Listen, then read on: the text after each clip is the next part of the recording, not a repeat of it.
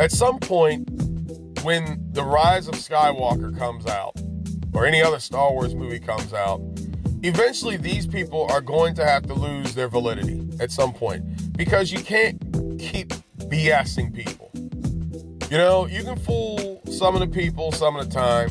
You can fool most of the people some of the time, but you can't fool all the people all the time. I may have butchered that quote, but whatever, Google it. It's just the facts.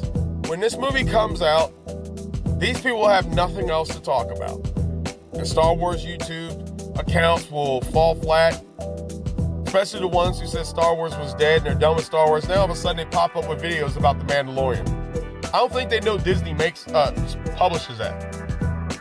I don't think they do. I don't think they understand that, but you know, what do I know, right? That's the significance of this Colin Trevorrow situation with making Star Wars. And you're not going to find many videos made of it, because what it does is it really gives validation to people who dislike YouTubers' style of sensationalism. I got nothing personal against people like Mike Zero. I got nothing against anybody else who does this type of stuff. What I have a problem with is the fact that you know you're BSing people, and people out here are not smart enough to think for themselves and to assess things and to apply them to where it makes sense or not. So people run away with that. They're already going into a movie that they have never seen before with this prospect of, oh man, this is going to happen because so-and-so said this, and that's going to happen because so-and-so said that, and this is what's going to happen. I read it on a Reddit forum somewhere, and I know that they're going to tell me something right, and that's how it's going to happen. When this happened, you have people out here who automatically became apologists for making Star Wars, especially on Reddit forums and everything. Well, of course they're going to say that. They're just covering up. They're just hiding. They're just playing possum. They're just doing this. No, maybe the dude was full of crap. And maybe Colin Trevorrow got tired of this speculation stuff, because they're people too. They see all this stuff on YouTube. Don't think they don't. They do. And they sit back and they laugh. And sometimes when you're running a director's name through the dirt, or you're standing up there saying something that's not true, just so happens a person's got to speak up for themselves and say, hey, listen, this is hogwash, this is BS, this didn't happen. But they handle it with, you know, politeness and sincerity, and say, hey, best wishes to you guys. Those types of things, it's unfortunate. But that's where the Star Wars community is these days. And it's made toxic, and people don't see why it's made toxic. You have a lot of people out here who profit off of toxicity. And YouTube, like many other social medias, harvests toxicity like none other. Very toxic. And negativity profits more than positivity. It's so simple to sit up here and make a video about Disney sucking, The Last Jedi sucks, this movie sucks, Kathleen Kennedy needs to be fired, all this type of stuff. But it's difficult to sit up here and talk about great aspects of Star Wars. What the sequel trilogy means for this, what the prequel trilogy means for that. People are not interested in videos like that. The biggest problem I have is not with the content creators such as them. They're going to do what they're going to do. The problem I have is their followers. Their followers are the ones that create this disciplehood of just stupidity. You know, of just believing in something because somebody told them something and not thinking for themselves and adding things up. What does this person have to gain by making a speculation video, a quote unquote speculation video about things that have not happened, or looking at things that have not taken place? Then when you go see the movie does something different, and then what happens is subverts your expectations, and then you now turn in on the movie, and now you're sending death threats, and you're sending threats, and you're getting mad about a movie. I've seen it all. I've seen it. I've seen this era begin with people happy as anything, and they turn their backs on George Lucas. They turn their backs on the Star Wars prequels.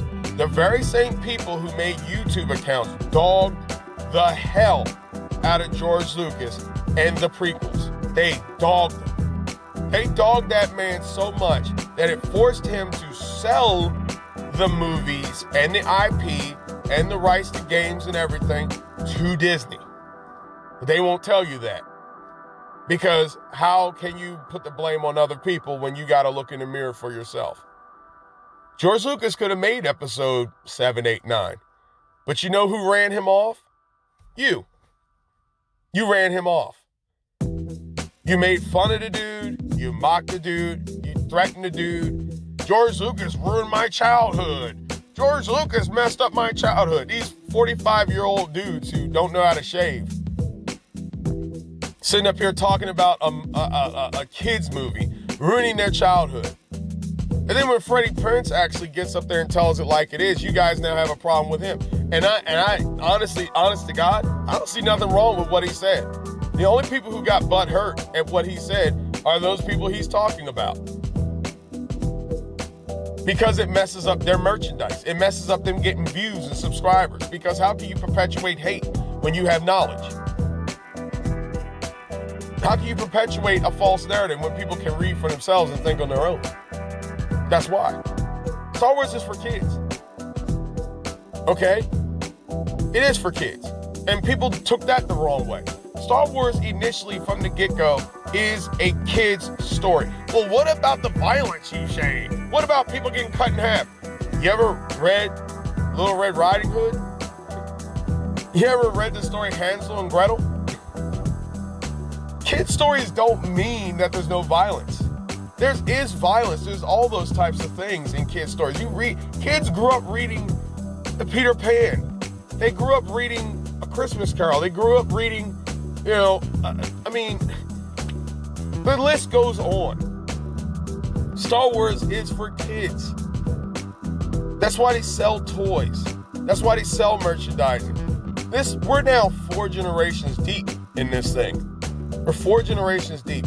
There was a generation that grew up before me. I grew up during the 90s with Star Wars, with the special editions, with Shadows of the Empire, with Rebel Assault 2 on PlayStation, Rogue Squadron on N64. There was a generation that grew up in the 2000s. We grew up with the prequels and the special editions. This generation's growing up with the sequel trilogy. And I'm sorry if you're 35 years old and Star Wars, this is not your Star Wars. I'm sorry that you're 47 years old and you don't like the direction which the prequel trilogy or the sequel trilogy went in. I'm sorry. But the fact of the matter is that kids like that. And kids who grew up, who were 6, 7, 8, 9, 10, 11 when Phantom Menace came out are now my age. And they got kids now who watch Star Wars and like stuff. Things change. Sometimes not for the best. Sometimes you're going to have some disagreement. Billy D. Williams came out and was talking about why he thought Solo wasn't successful and how he disagreed with the direction of Lando Calrissian, his character, and what he envisioned for it. He's entitled to his opinion.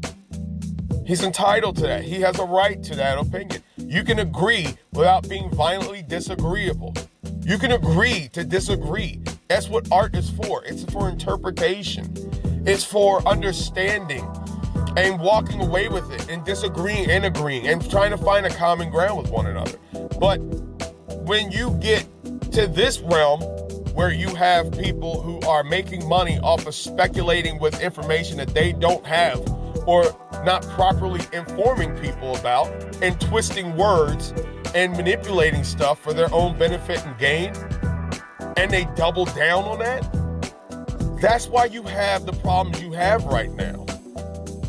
It's an issue. And it will continue to be an issue until this movie comes out.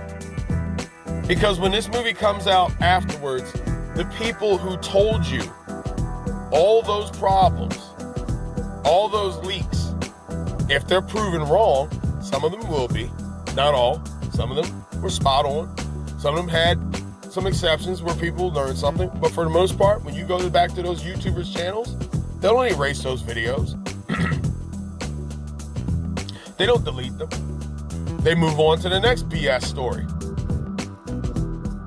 Ewan McGregor is seen around the Mandalorian. Obi-Wan being the Mandalorian and all this type of stuff.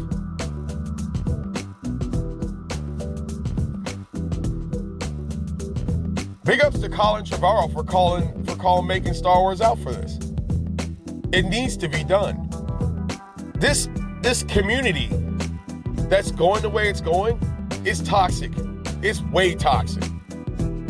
And people profit off of it. You're going to have problems with the way things are.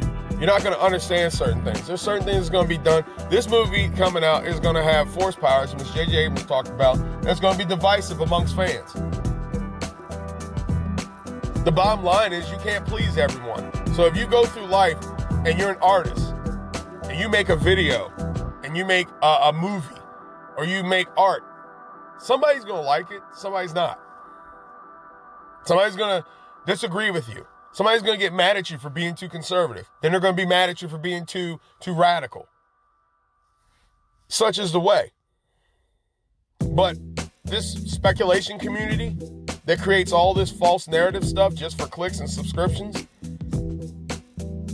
it should take a major dent after this. And there needs to be a lesson that needs to be taught about this. That not all publicity is good publicity. Not all attention is good attention. At some point, you got to have a moral compass. And you got to say to yourself, what am I doing? If I have a responsibility to journalism, if I have a responsibility to reporting stories and news on a small scale, and this stuff happens, imagine what happens on a big scale.